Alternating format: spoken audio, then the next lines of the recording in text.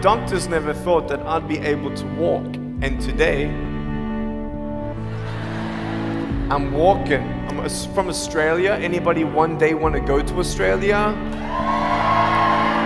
It's such a cool place. And I now live in LA. I'm a Southern California boy. So I only live about 4 hours from here. And today I'm going to tell you, man, I love freaking people out.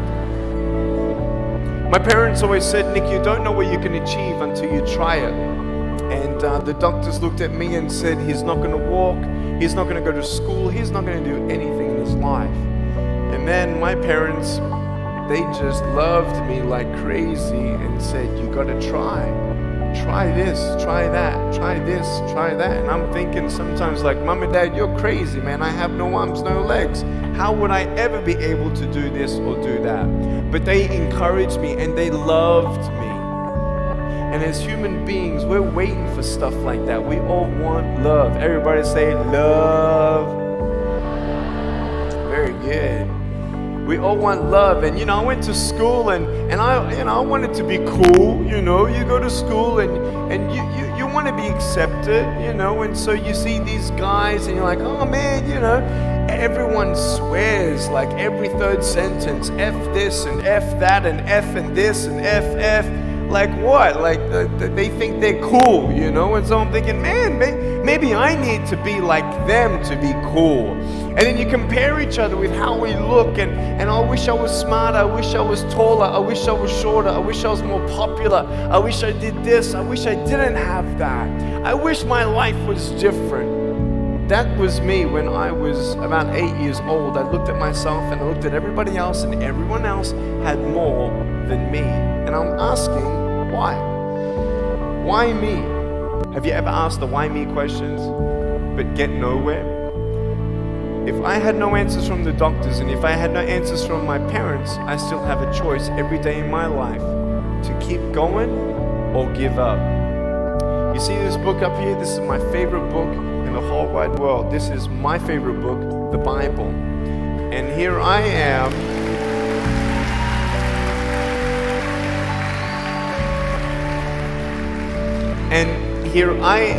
And for me, that's my full potential in all that I can be here on earth. And so encouragement takes me closer to all that I can be, and discouragement takes me away. You see, it only takes 3 seconds for someone to tease me when I was at school and just say, you're ugly. You can't do this and you can't do that. And some of you thinking like, man, seriously? You had kids picking on you? Like, how heartless are those kids? Picking on me with no limbs? Like, you would probably say, well, I'm not that bad. I wouldn't pick on a kid with no limbs. But why would you pick on anyone? Well, because it's fun. It's just culture. Okay, we'll get to that. But for me facing all that stuff, I'm getting these seeds. Everybody say seeds. S-E-E-D-S, seeds. Have you seen the pictures of the sequoia reds up here in California? These huge trees. Like some of the trunks could be as nearly big as this room. I've seen those photos where they've actually dug out a tunnel in a trunk of a tree. You can drive a full-size SUV right through it. That all started with a little seed. If you leave a seed of lies in your heart and in your mind and you don't know the truth, if you don't know the truth, you will die with the lie. I started dying because I started believing what I was told. I want you to know the 3 things that I needed to come to in my life is the truth of my value, the truth of my purpose, and the truth of my destiny. I want you to know something. In our mind, we put ourselves down all the time. I want to ask you today, do you think I'm cool enough to be your friend? But I don't swear, I don't use the F-bomb. Am I still cool enough to be your friend? But I don't tease people. Am I still cool enough to be your friend? But I have no arms, no legs. Seriously.